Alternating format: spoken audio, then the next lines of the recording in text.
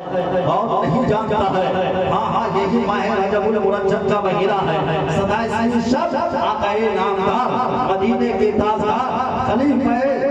نائب پروردگار سید المرسلین طٰہٰ یاسین بشیر و نذیر مالک رکاب امم جناب محمد رسول اللہ صلی اللہ تعالی علیہ وسلم کہاں جا رہے ہیں؟ مسجد حرام سے، مسجد اقصیٰ سے آسمان، وہاں سے لامکہ، وہاں سے سدرۃ المنتہا، اس کے بعد لامکہ، وہاں سے ثم دنا فتدلی فکان قاب قوسین او ادنی کے مقام تک میرے آقا تشریف لے جا رہے ہیں. وہاں سے حکم ربی ہوتا ہے. محبوب آپ جنت کی سیر کر لیجئے، آپ جہنم کی سیر کر لیجئے. کون ہے؟ مصطفیٰ ہے. وہ مصطفیٰ جو لاجواب مصطفیٰ، وہ مصطفیٰ جو بے مثال مصطفیٰ، وہ مصطفیٰ جن کی جوانی لاجواب، وہ مصطفیٰ جن کا شباب لاجواب، وہ مصطفیٰ جن کی اعلان نبوت بے مثال، وہ مصطفیٰ جن کی کتابیں پڑھا بے مثال، وہ مصطفیٰ جن کا قرآن بے مثال، وہ مصطفیٰ جن کا قبیلہ بے مثال، وہ مصطفیٰ جن کی امتی بے مثال، وہ مصطفیٰ جو کل بھی بے مثال، بات بھی بے مثال، قیامت تک بے مثال. نبی تو دوئی کے تاجدار اعلیٰ حضرت شاہ امام محمد رضا خان بابو بریلوی علیہ رحمت و اصرار ارشاد فرماتے ہیں، حبیبی یا رسول اللہ کیا خبر ہے کتنے تارے کھلے جھک گئے پر محبوبِ محبوبہ ہمارا. سبحان اللہ، سبحان اللہ. زندہ باد. سارے اچھو سے اچھا سمجھئے جسے ہے اس اچھو سے اچھا ہمارا نبی. بے مثال نبی، نبی کا جواب نہیں، نبی کونین کی عطا کا جواب نہیں، نبی کی صداقت کا جواب نہیں، نبی کی امت کا جواب نہیں، نبی کی کتاب قرآن کا جواب نہیں، نبی کی لا ریب کتاب کا جواب نہیں. وہ کتاب جس کتاب کے بارے میں 1400 سال پہلے رب کا فرمان بول رہا ہے، مصطفیٰ بول رہا ہے، صحابہ بول رہے ہیں، تابعین بول رہے ہیں، اور اسی نمبر سے حافظ قرآن بول رہے ہیں، عالم ربانی بول رہے ہیں، اسی نمبر سے فقہ عزیز بول رہے ہیں. وہ قرآن جس کا اعلان ہے تنزیل من رب العالمین، یہ کسی اور کی کتاب نہیں، یہ تو رب کی کتاب ہے. یہ وہ کتاب ہے جو حجت ہے، یہ وہ کتاب ہے جو نور ہے، یہ وہ کتاب ہے جو برہان ہے، یہ وہ کتاب ہے جو دلیل ہے، یہ وہ کتاب ہے جو ربی راحت ہے، یہ وہ کتاب ہے جو بخشش کا ضامن ہے. یہ وہ کتاب ہے جس کتاب کے تعلق سے جناب عمر فاروق اعظم نے ابو موسیٰ اشعری سے کہا تھا، اے ابو موسیٰ اشعری میں مصطفیٰ جان رحمت کا نائب ہوں، میں امیر المومنین ہوں، میں خلیفۃ المسلمین ہوں. مجھے اللہ کی یاد آتی ہے، مجھے اللہ کی یاد آتی ہے، لہذا جب مجھے اللہ کی یاد آتی ہے میں قرآن کی تلاوت کرتا ہوں. اے ابو موسیٰ اشعری یہ بتاؤ مصطفیٰ کے قریب تم بھی تھے، مصطفیٰ کی خلوت میں تم بھی تھے، مصطفیٰ کی جنت میں تم بھی تھے، مصطفیٰ کے ساتھ تم بھی تھے، مصطفیٰ جانے رحمت کے ساتھ عبادت میں تم بھی تھے، مقام بدر ہو گئے تم بھی تھے. لیکن یہ بتاؤ وہ کون سی کتاب ہے، وہ کون ایسی عبادت ہے، وہ کون ایسا اعمال ہے جس کے ذریعے سے اللہ کی رضا حاصل ہو جاتی ہے. رب تبارک و تعالی نماز کو قبول فرماتا ہے، بندے کے اعمال کو قبول فرماتا ہے، بندے کے گناہ کو معاف فرماتا ہے. ابو موسیٰ اشعری کہتے ہیں، جناب ابو ہریرہ کہتے ہیں، یہ شمال صحابہ کہتے ہیں کہ میں نے عمر فاروق اعظم سے یہ عرض کیا، اے عمر یہ اللہ کی آخری کتاب ہے جسے قرآن کہتے ہیں، جس کے بارے میں مصطفیٰ کا اعلان ہے، فَأْتُوا بِسُورَةٍ مِّن مِّثْلِهِ وَادْعُوا شُهَدَاءَكُم مِّن دُونِ اللَّهِ إِن كُنتُمْ صَادِقِينَ. مصطفیٰ نے فرمایا کائنات میں اللہ رب العزت نے قرآن کی طرح کسی کتاب کو حاصل ہی نہیں فرمایا. نعرہ تکبیر، نعرہ رسالت، مسلک اعلیٰ. نعرہ تکبیر، نعرہ رسالت، نعرہ رسالت. خلیفہ حضور شیر بہار شہزادے حضور شیر بہار حضرت علامہ مفتی محمد ارشد رضوی نعرہ تکبیر نعرہ رسالت پاک اللہم صلی علی سیدنا و شفیعنا مولانا محمد بارک وسلم صلو علیہ السلام علیہ یا رسول اللہ صلی اللہ علیہ وسلم حضرات محترم اپنے ذہن کو قریب کیجئے اللہ کے پیارے رسول صلی اللہ علیہ وسلم پر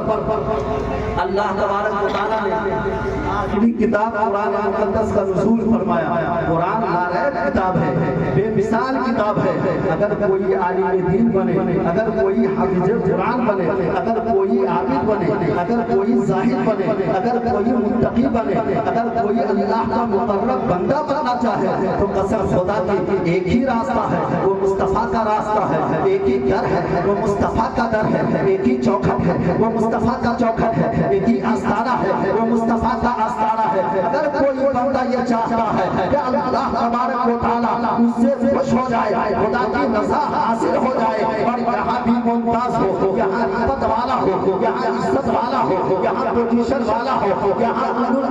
مرتبے پر فائز ہو کوئی آدمی یہ چاہتا ہو کہ اللہ کا مقرب بندہ بن جائے تو اسے چاہیے کہ وہ قرآن مقدس کی تلاوت کرے کیوں اس لیے کہ قرآن لاریب کی کتاب ہے قرآن کا جواب نہیں ہے قرآن کی آیات کا جواب نہیں ہے قرآن کے حکم کا جواب نہیں ہے قرآن کے صفات کا کوئی جواب نہیں ہے رب کا قرآن فرماتا ہے وَقُلْ بِسُورَةٍ مِثْلِهِ وَادْعُوا شُهَدَاءَكُمْ مِن دُونِ اللَّهِ إِن كُنتُمْ صَادِقِينَ اگر پورے پر مشرک چاہے وہ اس طرح ایک آیت لانا ممکن نہیں ہے بلکہ محال ہے اس لیے کہ یہ کتاب قرآن یہ کسی سی بناوٹی کتاب نہیں ہے یہ رب تبارک و تعالیٰ کی لاریب کتاب ہے یہ وہ کتاب ہے جس کے تعلق سے اللہ کا قرآن بولتا ہے تنزیل من رب العالمین یہ رب کا اتارا ہوا کتاب ہے اس میں رحمت و برکت ہے اسی کے اندر اللہ رب العزت سے بے شمار رحمتیں اور برکتیں رکھی ہے اس لیے اے مسلمانوں اگر تمہیں چاہیے کہ اللہ کے قریب ہو جائے تو قرآن مقدس سے قریب ہونا پڑے گا اگر تجھے چاہیے کہ تیری عبادت رب تبارک و تعالیٰ کے ہاں مقبول ہو تو تجھے چاہیے کہ قرآن مقدس کی تلاوت کرے ہاں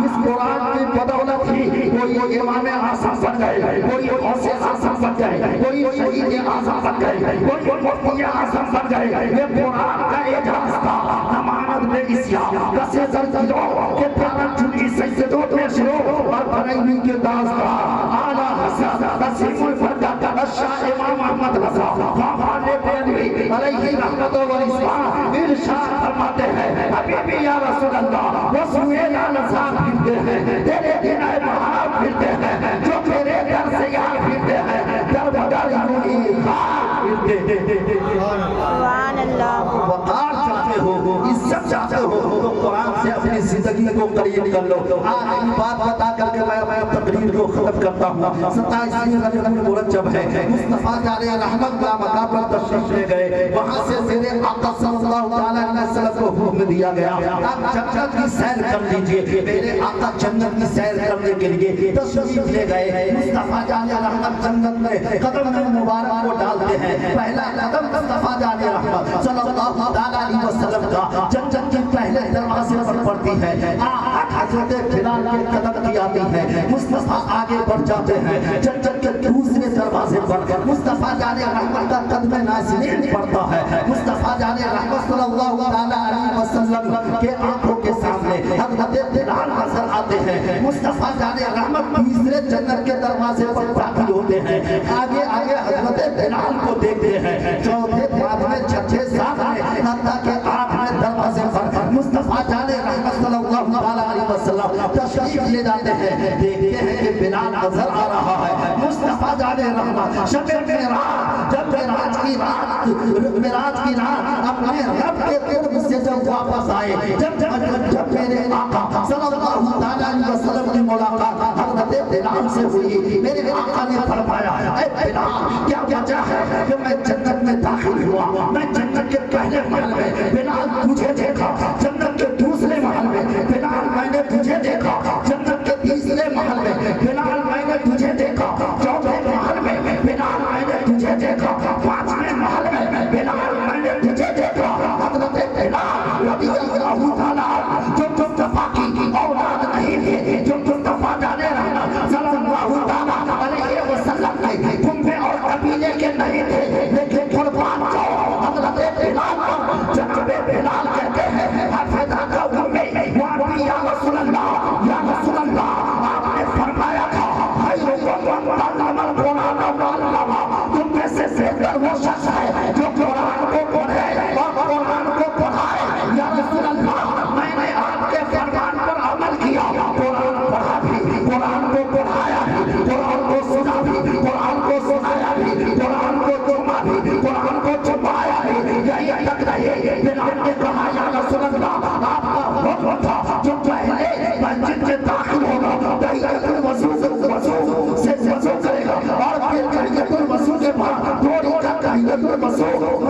नियत से मस्जिद में नफल नमाज पढ़ेगा, फिर तहियतुल मस्जिद पढ़ेगा। मुस्तफा जाने रहमत से जनाब बिलाल कहते हैं मैं मस्जिद में पहले जाता हूँ, कुरान की तिलावत करता हूँ, फिर नफल पढ़ता हूँ, फिर मैं जमात के साथ नमाज अदा करता हूँ। कुरान जाओ मक्की वो मदनी आका पर मेरे आका फरमाते हैं, मेरे आका सल्लल्लाहु अलैहि वसल्लम की शरीयत होती है मुस्तफा का